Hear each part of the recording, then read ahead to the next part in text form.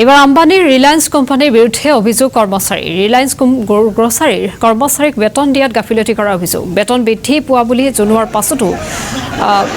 পোৱা নাই পৰ্যাপ্ত মজুৰি কৰ্মচাৰীৰ অসুবিধা অনুসৰি ছুটি নিদিয়াৰ অভিযোগ বিষয়টোৰ গুৰুত্ব আৰোপ কৰিবৰ বাবে আহ্বান জনাইছে মুক্তভোগী ৰাইজে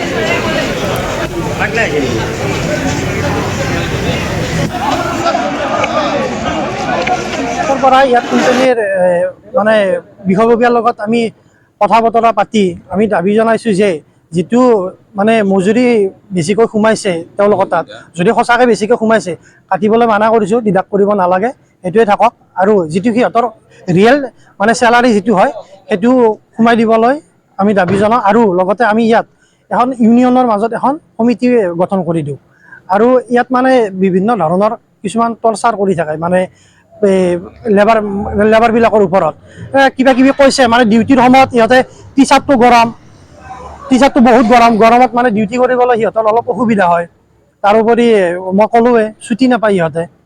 এইটো কাৰণে আৰু ইলেকশ্যনত মানে এনেকে বহুত কিবা কিবি ছুটি মানে ইহঁতে পোৱা নাই বহুত অসুবিধা হৈছে লেবাৰত এইটো